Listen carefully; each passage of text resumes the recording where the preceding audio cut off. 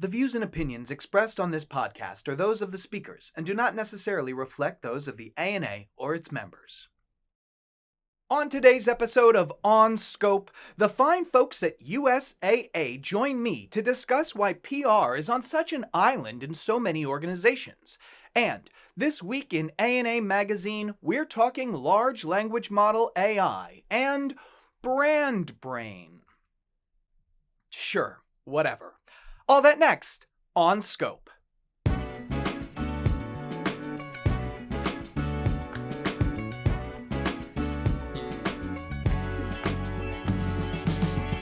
Hey, hi, hello there. This is On Scope, the marketing podcast, brought to you by the ANA and powered by Odyssey, a leading audio streaming platform. You can get your favorite podcasts, your favorite music, your favorite entertainment, all on the Odyssey app.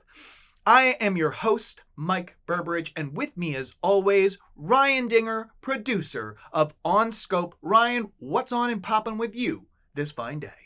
Mike, we've got some exciting news. We've hit a milestone here on Scope. Really? We have officially booked our first guest via an email suggestion from a listener. I can't say who the guest is yet. I can't give any more detail than that. But what I can tell you is we have a firm commitment from somebody who came in via onscope@ana.net. This is huge. This is huge. It's now a two-way conversation. Slow clap territory. Slow clap territory. I absolutely love this. Yeah, fantastic news. Yeah, that is it. We are making dreams come true now. We can just say it. And this actually gives me a great opportunity on this momentous occasion to speak to you on Scope Nation. On Scope Nation. I don't know how I feel about that one. On Scope Nation. We'll talk about it in the editorial meeting. On Scope Nation, dear listeners, we're talking to you right now. This is a call to action. I think you're probably familiar with those. But we want to hear from you. This entire show is for you. We want to make your marketing life better. We want to make your life better. And we really can't do that to our fullest extent without your help. So do you have a topic that's been keeping you up at night? Do you have a person who just inspires you out there in our industry? Or do you have deep burning questions for Ryan and I? Anything, hit us up. We are waiting to chat with you. Let's make some more dreams come true. Let's keep it moving. I don't know that we would answer any question, but we'll answer a lot of them for sure. On Scope Nation, the deepest, most burning questions you have for Ryan and I, shoot them on our way. Again, that email address, onscope@ana.net. And now, we're going to move on to a very cool conversation. This week in ANA Magazine, we're talking large language model AI and something called a brand brain. Here to discuss what's new in ANA Magazine is your friend and mine, Matthew Schwartz, Director of Content and Editorial Development here at the ANA and an editor of this fine publication. Matthew, what is new and exciting this week in ANA Magazine? Well, it's good to see you, Mike. Likewise, buddy. And I think, Mike, we can both agree that marketers have had generative AI tattooed to their brains for the last few years. Mm-hmm. And they're still on a learning curve, of course. Mm-hmm. But this week in ANA Magazine, we've got a piece concerning a key facilitator of growth for AI. Okay. Large language models, or LLMs. These are AI-based systems that can process, understand, and generate human language. So yet another technology innovation that marketers need to get on top of. How are they tackling this one, Matthew? In a word, Mike, scale. Marketers are moving away from pilot programs and experimentation and starting to apply LLMs to their real-world ad campaign. Really? How so? Well, as someone who follows tech advances closely, you're going to love this, Mike. Mm-hmm. IBM has developed a, quote, brand brain. This is a large language model-based tool trained on brand-specific guidelines that the company's marketing team can use to generate copy, images, and other content. Brand brain. You got it. I know I'm our tech guy, but I don't know if I love that. Well, let's hope you come around to the scene real soon because it's a good bet that having a brand brain is going to become the cost of entry for brands that want to thrive in a post-digital age. That's crazy.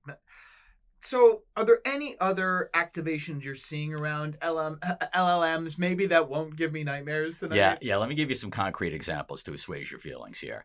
Number one is accounting giant PwC, which is using LLMs to personalize content for different clients. As Matthew Lieberman, CMO at PwC, told us, quote, "I can no longer imagine marketing without LLMs. They're fundamental to our producing so much customized content."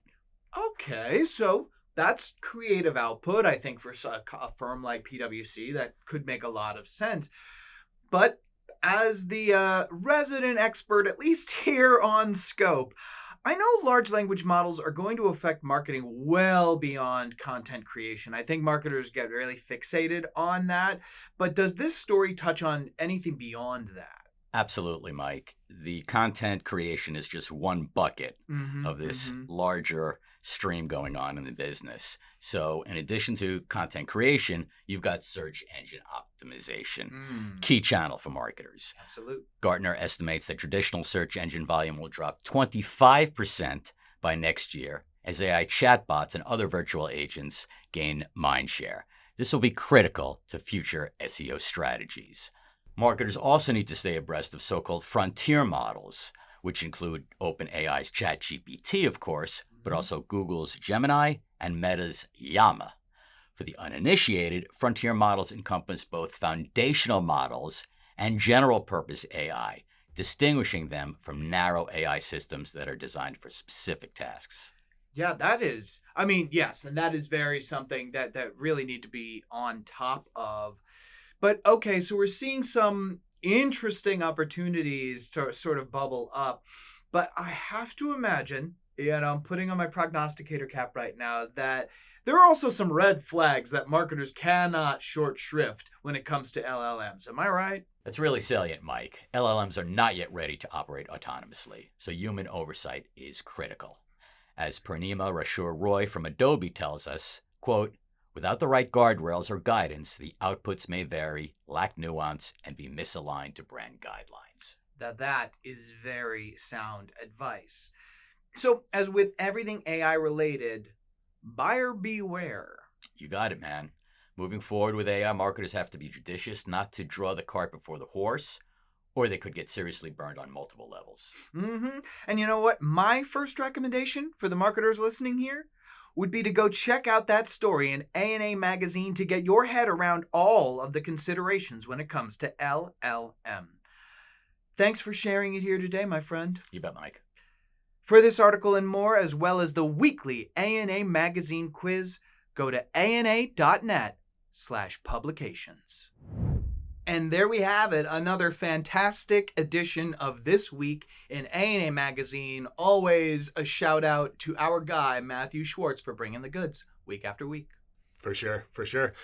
Brand brain, Mike, you seemed like you weren't such a big fan of that idea.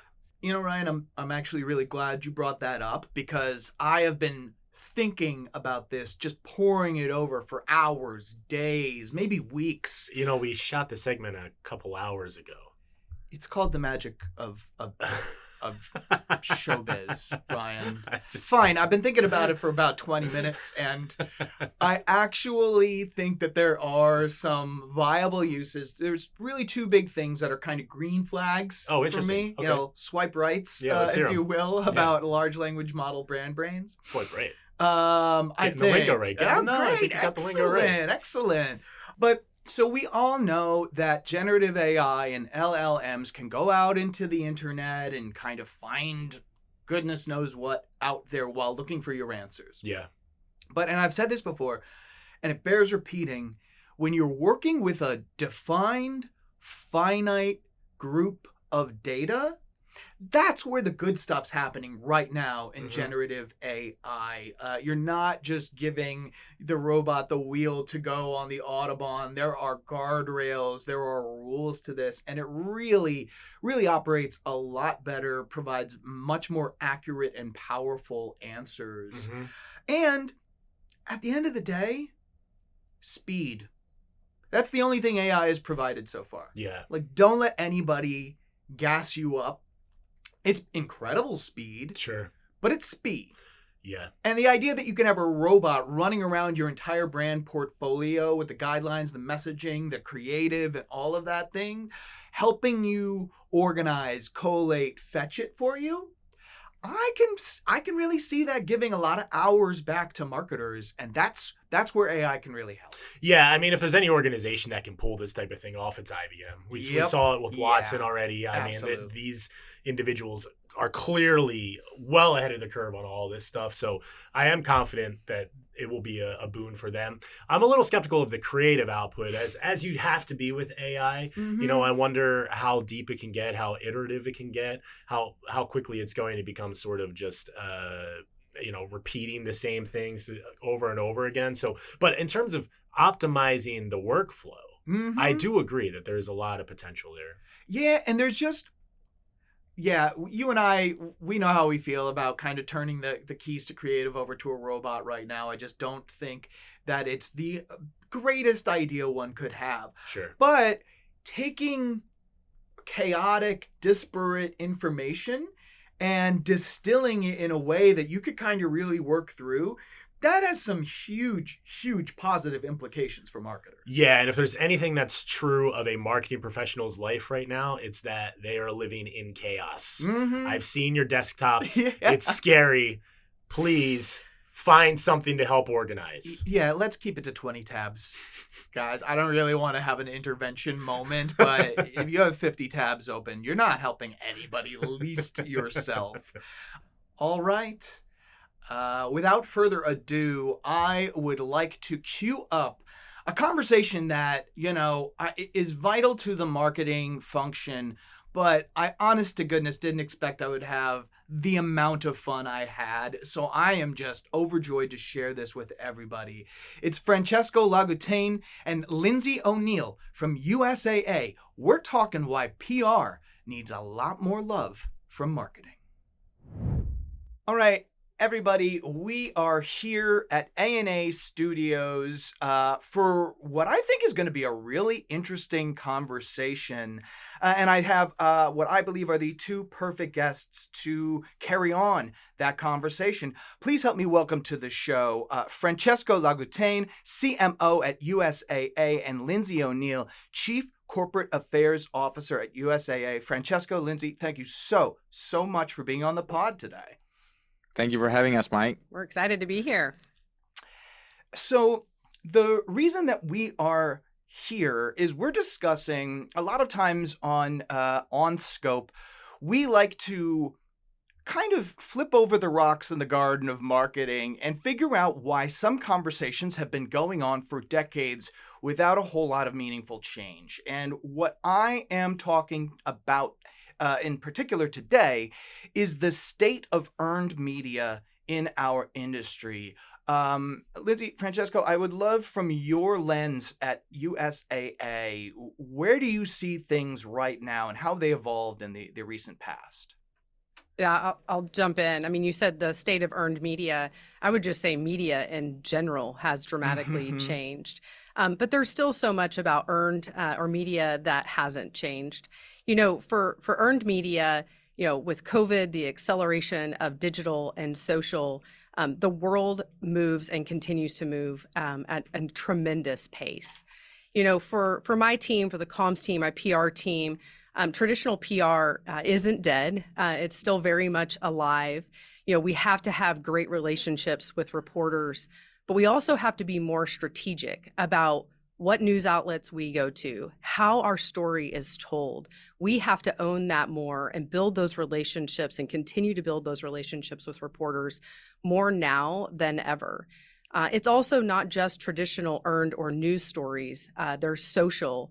There's everyone is a reporter in today's world, and everyone wants to tell your story for you. So at USAA, there's the fundamentals of earned or PR that we are still very tried and true to. We want to give our reporter and those relationships access to USAA. We want them to understand who we are and where our company is evolving to, what we care about. But at the same time, we recognize that the pace of that, the entrance of digital, or I should say the acceleration of digital and social, means that your story is being told at a more rapid pace. Where you or we as a company have things that, the media wants to report on, we have to make sure we go on background, build those relationships to do so, and to be able to tell them, more about USAA. And what would you say as far as kind of the pace of media in general? No, I love that. And I would say for me, it's a significant transformation that brands have had over the last couple of decades. And it used to be about controlling the narrative. And that's where brand established a narrative and had very, very tight controls. And then sort of like that what used to be called PR was an appendage to that, right? So like, how do we create a little bit of noise? Now branding is about participating in a conversation, in a community conversation.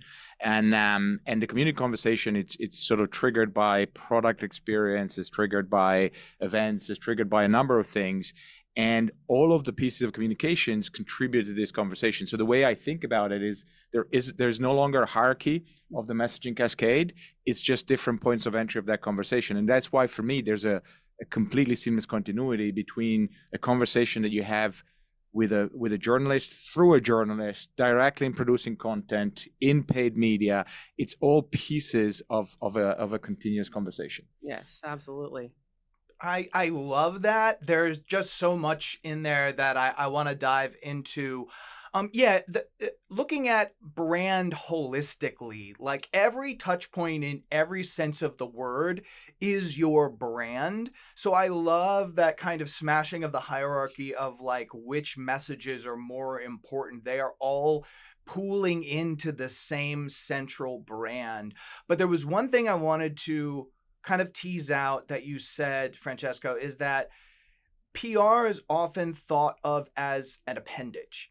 And in so many cases, at least from my perspective, PR seems to be out on an island and only ever get engaged when an activation or a campaign is well beyond the conceptualized and developed states.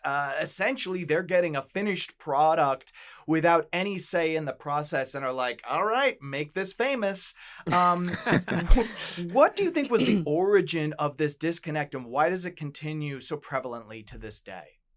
Oh, who wants to get on their soapbox first? You go. Okay, perfect. Take the soapbox. First of all, he didn't mean to say an appendage, so I'm going to correct his wording later. No, I'm just kidding.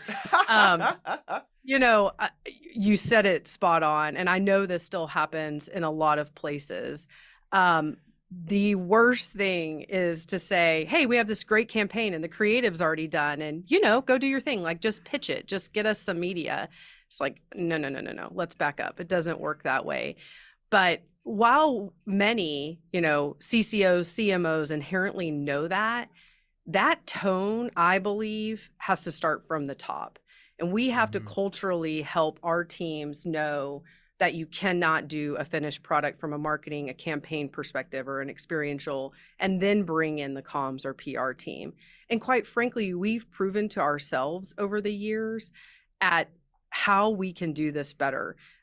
Francesco and I have an incredibly great relationship, and we finish each other's sentences. I mean, heck, we almost wore the same vest today. Thank goodness we didn't, because we have to go and change. Yeah, it'd be awkward amazing for this podcast. But, I think the tone starts from the top, and we, from the very beginning, spent time with each other, understood each other's backgrounds, just built our own relationship, but have an appreciation for the industry in which we lead, but the brand and the company that we work for.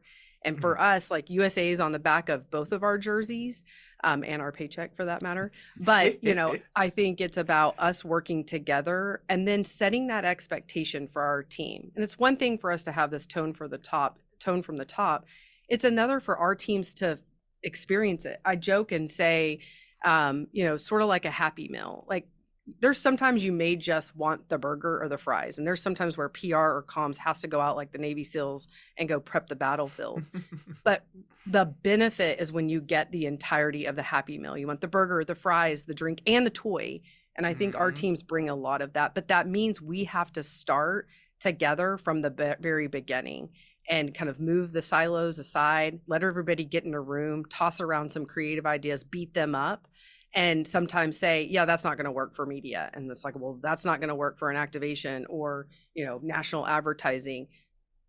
But the beauty happens when we find that thing that will work across all mediums and truly engages kind of the full peso model for the full benefit. So, no, I mean, I completely agree with that, and I would say, Mike, it's true that in many cases still PR is on an island. It doesn't mean it's right, and I think it all stems from sort of a little bit that inertia of the old world. It stems from individual seeking supremacy. My function is the most important. I was as Lindsey was talking, I was kind of reflecting. In marketing, there was always a sense of like, oh, product. They think about the product. Well, I have customer insights, and as I've sort of like worked more and more connected with PR, you kind of realize that there's an even further lens of learning, which is a journalist that has to write 11 articles a day just to meet his or her paycheck has a much more instinctive sense of what that community conversation is about. So as a marketer, I'm still kind of sort of oriented to talk about what's important to the association. As in PR, we are a step further into entering that conversation. So for me, it's actually an incredibly rich point of departure. And that's why it's so important that the departments are connected right from the top. And there's this sense of partnership and curiosity and the sense of like, let's be together from the very, very beginning. Mm-hmm. Because that's when the ideas are generated. And many times the insight might actually come from that community conversation rather than from what I thought about for 6 months that I want to say today. Right. Yeah, even our boss will sometimes ask, wait, are you working on that? Or is Francesco and his team working on that? And I'm like, no, we are working on that. And so it just shows that, we really try to blend those lines. It also comes down to metrics. And, and by the way, you have a bigger pocketbook than I do. So sometimes, we go and borrow marketing's money for certain things. Yeah, but between friends. Yeah, it's all the same. But I think too, in the end, for USAA, our mission is so much bigger than any one of us. And our brand means so much to who we serve, which is the military community and their families. And so there's this sense of just pride in what we're doing and who we're doing it for. And our teams truly collectively believe that. And so at USAA, we've had struggles over the years between our teams, like, hey, why didn't you invite us to that meeting? Or we're measuring two different things and those don't make sense in the end. But right now we're at a place where we're about something bigger. And, it's the kind of saying of like, if you don't care who gets credit, you're willing to do something, more collectively as a team. And I see our teams do that more and more. We even report out on success collectively. So there's very rarely, especially on our tentpole or our activation, our major campaigns, that marketing's reporting separately than, PR. The last thing I would say too, I know we're talking a lot about PR, but PR is part of a broader ecosystem. And, I have the honor to lead all of corporate affairs. And to Francesco's point about, understanding a journalist or reporter and their lives and what they're trying to report on, there's also this entire world of corporate affairs that can bring insights and partner alongside marketing to say, this is what's happening in the external environment. This is what people are talking about. Here's how our brand's perceived, be it in the community, be it on the Hill, be it, in social and across all stakeholders. And when we pull all that together, then when we work together on a campaign and derive the creative and ultimately the message that goes out across all channels can really resonate with all stakeholders, not just our membership group. So I love everything that the two of you laid out, Lindsey, especially that like you both have the same name on the back of the journey and our jersey rather, and that is such a powerful moving force to really, and the fact that you guys report successes together jointly, all of that I can only imagine bolsters everybody in the organization to really do the best, most thoughtful and strategic thing for the brand. I know that some of our listeners are out there, they're hearing this, they're nodding their heads, but perhaps they're a middle manager in an organization that doesn't have quite the inspiring purpose, doesn't have quite this philosophy from the top down. Is there any advice that you would give to somebody in that situation for, nudging or helping to drive their organization to a place where USAA is at? That's a great question, Mike. I can take that because I've been at USAA for a year, and the mission is what brought me here. And there's definitely that realization every day when I walk through the doors that, the mission has brought all of us here, and it makes those conversations easier. As Lindsey was saying, is we instinctively feel we're serving something bigger than us. So that makes a lot of that sort of connection much easier. But it's not long ago that I was in a very different environment. It's not that long ago that I was in the middle, sort of as I was growing in my career. I've believed this for a long time, and I feel I've acted upon this for a long time.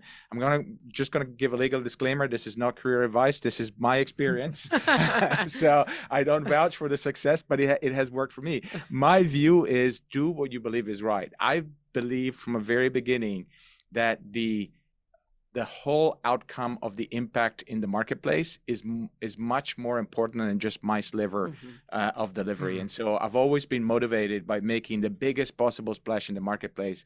I've always been curious and appreciative of people's contributions. And I've always worked to bring people into the conversations because I've always felt there's actually a lot of people that are smarter than you, or at the very least, people bring a different perspective. And we enrich the ultimate product by bringing different perspective, testing, probing different things. And actually, I have found that even as I was growing out through the ranks, you can change the culture and the product from the middle. You don't have, certainly if that culture comes from the top, change is quicker, you can set the rules, you can push it. But sometimes I'm in a situation where I actually have to push from the top. And you can actually change that from the middle. There's nothing that stops you from reaching out to your colleagues when a project comes, because even your contribution to the project is going to be enriched by your colleagues having contributed to it. Your colleagues will feel much more connected. Their contribution, their own project is going to be better because of that. The outcome will come together much better, and the ultimate product is going to work. So I would say if you feel it's right to reach out. In my case, and I would assume in all cases, it actually will help you, do better and progress. Yeah, I love that. I wish you would have given me career advice a long time ago. So that is career advice. No, I totally agree. And I think what I would add is, especially I remember those days. I still feel like I have those days where, you feel like you're in the middle, you're trying to enact change. You inherently know what the right thing is to do, but you're like, how do I do it? Can I do it? Does my position allow me to do that? The answer is yes. My advice would be just continue to be really good at what you do. Know your space, do it well. But I always tell myself and told myself, never do it alone. And so, and also this notion of be a student of the game. And that's not just the game you're playing or you were hired to do, but get outside of that and learn. And to Francesco's point, bring other people in.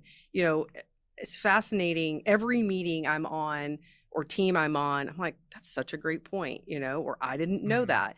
And I'll take like a little note of like, I'm going to go learn more about that. And that might be in the marketing world, that might be in the comms world, or that might just be about our business. I mean, even our industry and our business is changing at light speed. And so just believe in yourself. Know that even if you sit in the middle, like you really, really can enact change.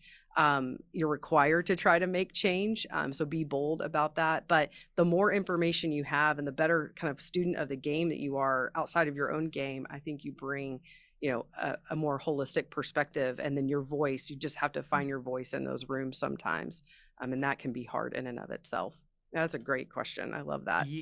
I absolutely love what both of you said. And I really think in general, if you're following what you feel is right and you are sticking to what you are good at, even if you're in a situation that might not be the one for you, that's the quickest way you're going to find that out is by following your heart, by following what you instinctually feel is right.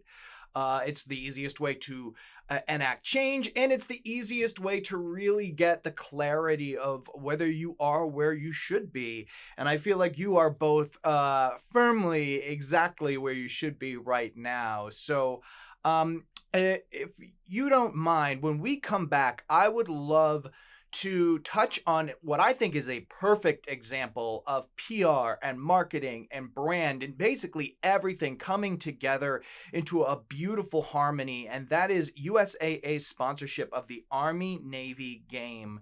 Stick around because we'll be discussing that after this. Say, Ryan. Yeah. I have a little bit of a personal question for you. Do you mind if I just a lot of pop questions in these ad reads. I'm an inquisitive cat. Coming like a therapy session here. Yeah, well, You're probing. How's your tech stack doing? Oof.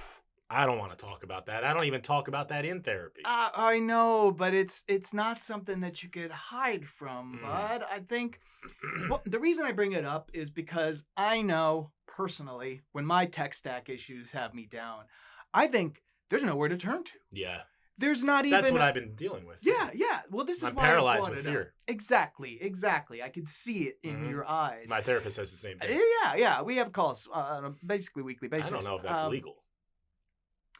Ryan, let's stick to the tech stack talk because, wandering through this desert, feeling like you have no one to turn to, it struck me out of the blue, who else but the ANA to help guide us to sunnier days with regards to our tech stacks. Yeah, good point. And we're two people. I don't even know why we have tech stacks. Imagine if you were a business. This is what the internal CEO has been asking me. Yeah. Well, we're about to knock him or her off their feet because we have the CMO's playbook for marketing technology brought to you by who else but the ANA.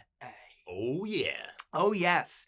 See, the ANA MarTech playbook helps you streamline your stack, build high-performing ops teams, and align your data and strategy to power growth across the business. Ryan, I know your birthday is not for a couple more months. Yes. But I was thinking about the perfect gift for you, and might it be your roadmap to innovation? I think I would love that. Well, then I think I've got it for you in the ANA CMO's playbook for marketing technology. To get your copy of this valuable guide to MarTech, visit ana.net/MarTech-playbook. And now, on to our show. Thanks for thinking of me on my birthday. It's not till November, but it's good to be planning. Get out ahead of it. Yeah. That's all. And we are back, and as promised, we are going to break down the magic behind USAA's sponsorship of the Army-Navy game, which I think is just a fantastic case study overall and specifically in how PR can play a role in the branding process. Take us through the process of making that activation as successful as it is year after year. So I'll jump in, and I sort of I'll frame it as what for me is the success of is the ingredient for really successful sponsorships. And I go back to that participating in conversations. For me, sponsorships gives you a unique ability to participate in ritual of communities.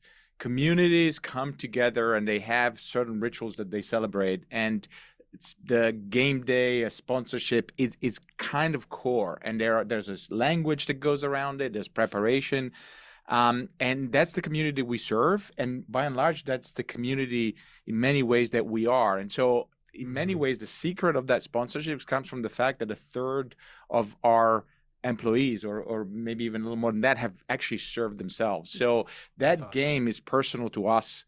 in our office, and it starts, that starts the day after the game finishes.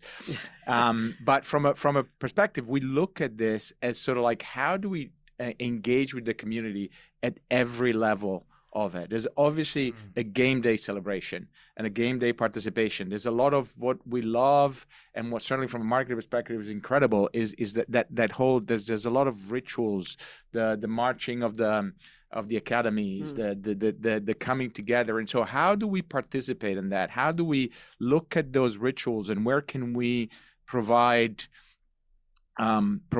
a sense of participation? We create this experience at the stadiums around the game that looks at past games, that helps people that come to that game kind of revisit, live that game on the day. We have everyone, or everyone in the stadium, everyone watching is likely either a member or someone who should and could become a member. And so for us, there's a great opportunity to talk to our membership and to talk to prospect members. There's the opportunity to bring parts of the community to the game and open up that sort of like enjoyment to new parts of the community. And so from that perspective, it can only really work successfully if we approach it sort of like as a white slate from every possible angle, from a community engagement angle, from a PR angle, from a marketing angle, from a product angle, in my case, from a sponsorship angle. And so that's how we bring all our teams together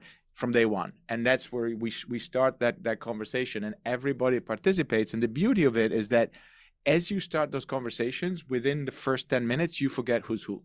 Right. Because we're kind of like, we become all passionate about the event, about the ritual, and then you bring your craft, you bring your unique point of view, etc., to that sort of, how do we make this year even more special than last year? Yeah. And so there's like kind this pursuit of excellence, or Exactly. better next year from our teams too. Love that.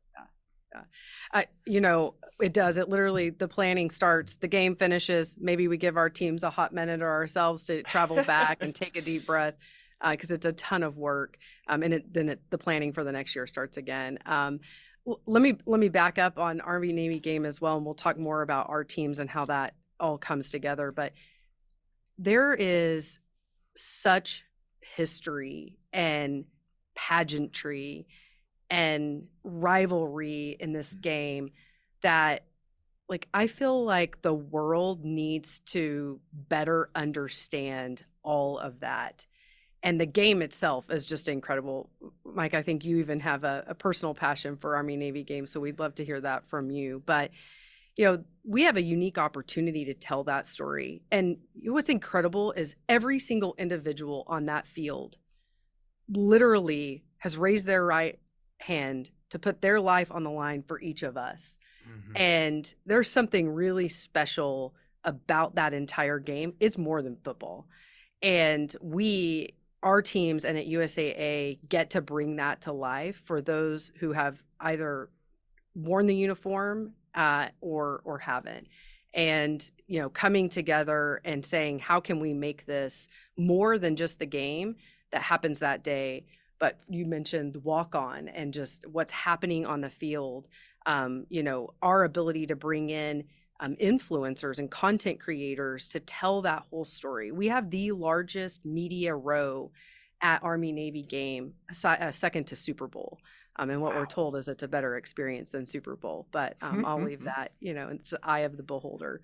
But all of that is to help us tell that story more broadly. We do a satellite media tour to get the word out, to get people excited about the game, but to know it's much more than a game.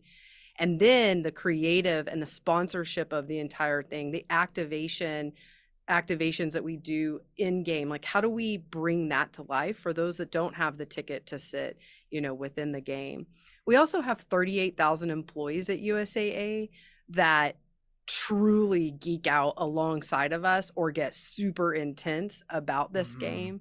And so we want to bring that to life for our employees, bring it back to our employees, but help them be a part of it. We do, We do gamification inside of USAA. We let them bet on the game. And then our CEO would go forward and say, I can't say who will or won't win this game, but our employees say, and then he'll put that, kind of wager out there. So we have a lot of fun, even with our employees, to get them a part of the game, get them excited about the rivalry, and then bring some of that experience, back to them. So love that. I love that, and it's an ingredient that gets overlooked so often, bringing your employees into it. But how else are people going to feel that energy, feel that authenticity from the brand if the people who aren't living it day to day are not, participating in it? So I absolutely love that. And Lindsey, you touched on that it has some personal significance, this game, for me.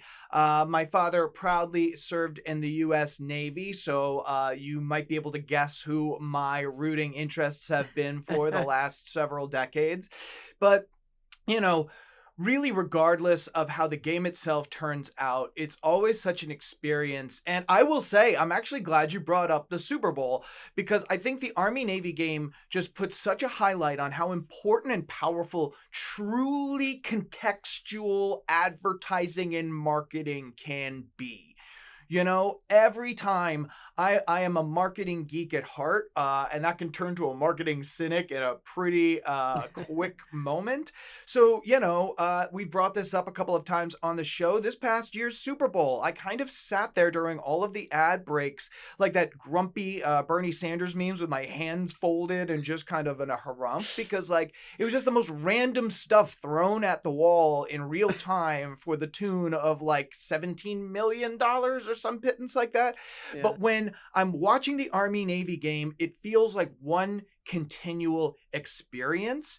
And as just a regular old person and as a marketing geek, I cannot tell you the level of appreciation I have for that. So please know all of the hard work is translating seamlessly into this world. And just a hat tip, I told you I could fangirl out about this on the drop of a hat. And I really do, this is a master case all marketers can derive something from. So if you're not checking this out purely as a marketer on a yearly basis, you have your annual homework assignment now. Yeah. But really, truly, great stuff. I love that, Mike. And if I can add to that, I would say the line between geek and cynic is integrity. Right. And that's where I would say, that's where I would say, even, thinking about the fact that, I participate with incredible emotion to this game now, especially now being here, as I say, it's kind of felt every day you come in. But when you think about the Super Bowl and you probably dissect your experience, that's because we're talking to a broader audience here, that integrity is what every brand should strive for, right? And that sense of you have to be yourself, every brand has a mission. We're lucky that we have an incredible mission, but many organizations out there are developing the sense of a mission, the sense of purpose. And it's and in a purely commercial organization, it's you have to remember that your sense of purpose has to be bigger than the kind of the financial outcome that you derive from it, and that will keep you with that integrity. And so, if as a brand you can show up with integrity, then you can create that experience in these rituals of community. Because the Super Bowl is a ritual of different community. Yeah. The problem is when you over commercialize, you lose that line of integrity, and that's when you go from geeking out to cynicism, because you don't feel it's true. It doesn't speak to you in an authentic way. Right. Oof, brilliantly said. Also, the line between geek and cynic is going to be the title of my autobiography. So thank you very much for that, Francesco. Thanks in advance for that. Best form of flattery. So you're welcome. Yes. Well, and Mike, real quick, just, thank you to your father for his service to our country, and congratulations on, being able to sing second. I actually have a sweater that I wore to the game that said sing second. So it is something special. We'd be happy to, share, what we do and how we do it for Army-Navy game in more detail, because while we just talked about it in 3 minutes, it's, 11 months worth of incredible passion and a ton of hard work. Oh my goodness, yes. Yeah, absolutely. And we'll have to dive deep into that. This is what the ANA is all about. So that conversation is definitely to be continued. But before we wrap up today, you gave some brilliant advice for people in the middle of an organization that really, I mean, transcends beyond the question to like general career and life advice. But let's go back to the top. And talk about what can marketing executives do to improve relationships with their PR firms. And at the same time, what can PR and comms teams do to convince marketers to let them contribute further upstream? This is typically like a one-way conversation. Oh, well, this side needs to be more conversant with that side. But what can both sides do to come a little closer to the center? So I'll dive in. I think, and this is sort of like a passion point for me, and has been for a while. In the same way we talk about breaking those barriers internally, the same way we talk about building a one-team approach. Oftentimes, our partners almost unwillingly compete because there's a natural sense of like, I want to be seen as the most the most valuable partner, right? The MVP, I guess it's the most valuable partner.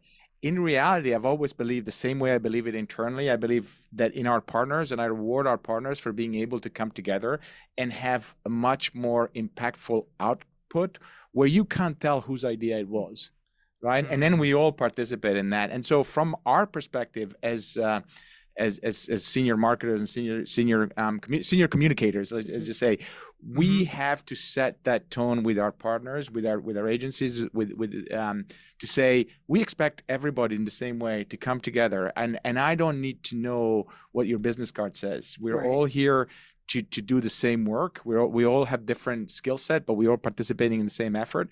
And we know where the ideas come from, but we also know that the ideas get better when they get bounced across. And so it's harder when you're, it's hard already when you're different departments. It's harder when you're in different companies. But that to me is the secret for success, and that's what I would encourage all of the senior communicators on the client side to encourage from their partners. Yeah. I let the data speak for itself. When you go alone, you only get so far, and the numbers will tell you that. When you go together, the impact is so much greater. So just look at the data, look at the insight, and look at the output and impact that the partnership truly can have. The other thing I would say on the comm side is, get out of your bubble and get to understand marketing. Like I said earlier, like be a student of the game and understand the benefits of both, be able to speak to both. And then I love what you said, Francesco. It's this like, throw your ego and title at the door and get back to business and understanding where we're trying to go for your company, for our brand. And the power is truly in coming together, and the results are going to speak for themselves. Yeah, absolutely. I love the idea of getting to the point where you don't know who is who and who does what. I think that is truly the kind of nirvana of bringing everything in the entire marketing and communications function together. Francesco, Lindsey, this was such a fun conversation. Thank you for everything you do for the men and women who serve this country. And thank you so much for being a guest on Scope. Thank you, Mike. Thank you. And there we have it. Another episode of On Scope, the marketing podcast. As usual, I want to thank my guests, Francesco and Lindsey from USAA, for helping me break down why PR is a secret weapon in every marketer's toolkit, and providing the perfect example of such in the Army-Navy game sponsorship. Go Navy. If you have an idea for a future guest or topic, we'd love to hear from you. Shoot us a note at onscope@ana.net. And as always, here is your moment of marketing meditation. Take a deep breath, relax your shoulders, and consider the following from human rights activist Dorothy Height. Without service, we would not have a strong quality of life. It's important to the person who serves as well as the recipient.